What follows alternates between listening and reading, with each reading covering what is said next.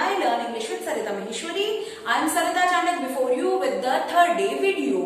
And as I told you in the first day video that yes, you will learn English, you will start speaking English fluently within 45 days. This is my promise to you.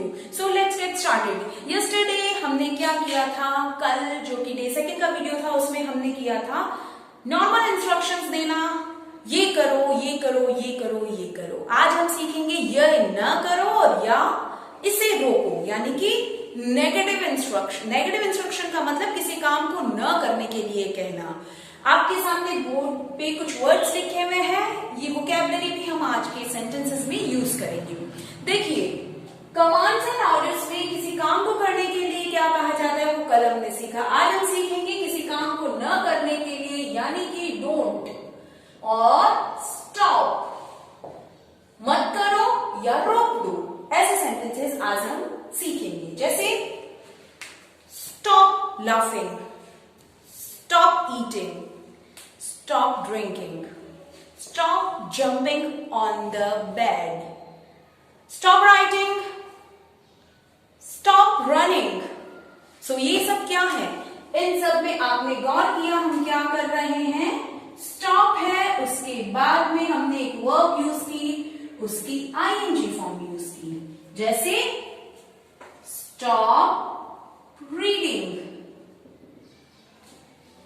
Stop recording the video, stop making the video, stop making fun of him, stop making fun of him. इसका क्या मतलब होता है? Stop making fun of him, उसका मजाक उड़ाना बंद करो.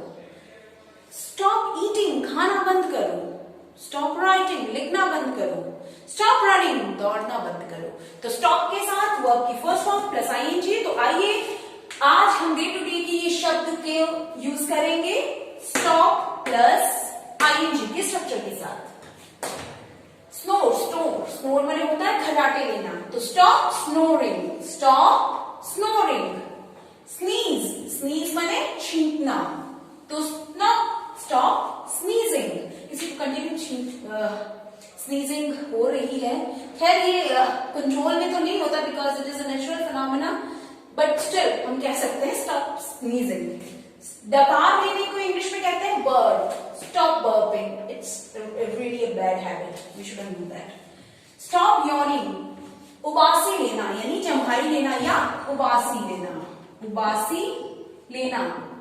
जैसे आप बच्चे को घर पे पढ़ा रहे हैं और वो पढ़ते समय उबासी ले रहे हैं, तो stop yawning, stop yawning. Laugh, stop laughing. Stutter, stutter बच्चे के ऊपर बोलते समय हकलाते हैं, तो उसको कहते हैं स्टॉप स्टटरिंग. आप बच्चे की कोई हकलाने की हैबिट यदि उसमें धीरे धीरे डेवलप हो रही है, तो उसी समय यदि हम उसको धीरे धीरे रोकते हैं तो कंट्रोल में आने की रहती है. मम्बल, बड़बड़ाना. एक बार बच्चों को आपने डांट दिया, दे स्टार्ट जस्ट मम्बलिंग, तो स्टॉप मम्बलिंग. लिस्प, तुतलाना, स्टॉप लिस्पिंग. कई बार कई लोगों की आदत होती है बच्चों की इमिटेट करते हैं, बच्चों की नकल उतारते हैं, तो उसमें हम कहते हैं प्लीज. अगर कोई बड़ा बच्चा छोटे बच्चे का कर रहा है तो स्टॉप लिस्पिंग. लिस्पिंग माने तुतलाना. चीखना, बच्चों की चीखने की बहुत आदत होती है. स्टॉप स्क्रीमिंग, बच्चों की क्यों बड़ों की भी होती है, कई बार आप उनके फादर्स को भी कह सकते हो. Stop screaming in front of children, बच्चों के सामने चिल्लाना बंद करो. Stop screaming before the children. Before माने भी सामने होता है, इन फ्रंट ऑफ माने भी सामने होता है. ग्रोन, ग्रोन माने कराहना. जब कुछ हो जाता है, बच्चे कई बार पेट दर्द को लेकर या बहाने बनाते हैं, तो स्टॉप ग्रोनिंग, कराहना, झूठ का कराहना बंद करो. विस्पर, बच्चों को आप पढ़ा रहे हो और वो आपस में बातें कर रहे हैं, तो स्टॉप विस्परिंग. आपस में बातें कर रहे हैं, एक दूसरे के कान में कुछ कह रहे हैं तो डिस्टर्ब हो रहे हैं, that time you can use this word, use this sentence, I am sorry, stop whispering. Shivering, अब शिवरिंग में stop shivering, you are normal now, stop shivering. तो ये हो गए स्टॉप प्लस वर्ब की आईएनजी वाले. ठीक है, अब हम सीखेंगे, जब हम ये तो स्टॉप का मतलब किसी काम को करना बंद करो, जो एक्टिविटी वो कर रहे हैं, जो एक्शन इनमें से कुछ कर रहे हैं तो उनको बंद करने के लिए. अब डोंट से भी हम इसको कह सकते हैं, जैसे don't laugh, don't eat too much. Too much, too का मतलब क्या होता है? देखिए, टू का मतलब लोग अक्सर यूज करते हैं I am too glad to meet you. Too negative sense में यूज होता है, जिसका मतलब होता है जरूरत से ज्यादा। आप इसको वेरी से रिप्लेस नहीं कर सकते। I am very glad to meet you की जगह I am too glad to meet you नहीं कह सकते, बिकॉज वेरी ग्लैड का मतलब होता है मैं बहुत खुश हूं, और टू ग्लैड का मतलब मैं जरूरत से ज्यादा खुश हूं। So never replace never exchange these two words. उसके बाद में don't eat too much, don't make a noise. Noise के पहले हमेशा आर्टिकल ए का यूज होता है, ये चीज आप याद रखें। जब बच्चों को पढ़ाएं भी ग्रामर, तब भी नॉइज के पहले अ यूज होता है। उसके बाद में don't jump on the bed, बिस्तर पर मत कूदो, तो don't jump on the bed.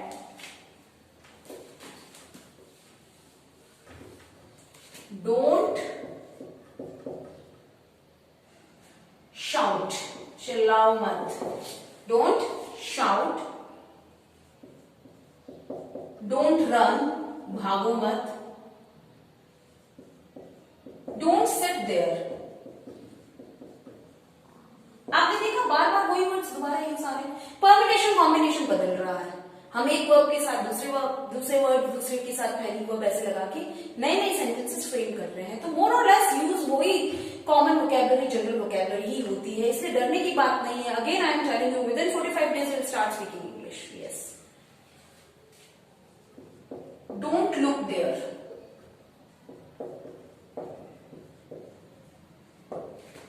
Look there मैंने वहां मत देखो। शाउट में चिल्लाओ मत, चिल्लाओ। तो डोंट शाउट मतलब चिल्लाओ मत। अब जैसे रोने के लिए आपको किसी को कहना है तो don't cry, don't feel ashamed, मतलब शर्मिंदा मत महसूस करो, don't feel ashamed. Don't by this, इसको मत खरीदो, तुम इसकी खरीदने की जिद मत करो, डोंट बाय दिस।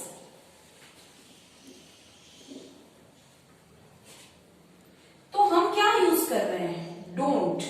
डोंट का मतलब क्या होता है? डू प्लस नॉट, इसकी कॉन्ट्रैक्टेड फॉर्म होती है डोंट।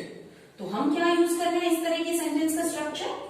डोंट प्लस वर्ब की बेस फॉर्म, यानी कि वर्ब की फर्स्ट फॉर्म। इस तरीके से हम बच्चों को काम का बना करते हैं। Let's sum up, stop doing this, stop doing that. तो स्टॉप के साथ वर्ब की आईएनजी फॉर्म और डोंट के साथ वर्ब की फर्स्ट फॉर्म। आई होप आपको ये आज का वीडियो समझ आया होगा, पसंद आया होगा। साथ ही में लास्ट में मैं इसकी एक वर्कशीट अनेक्स करूंगी, आप उस वर्कशीट को करके अपनी लर्निंग चेक करें। And please don't forget to like and subscribe the channel. Thank you.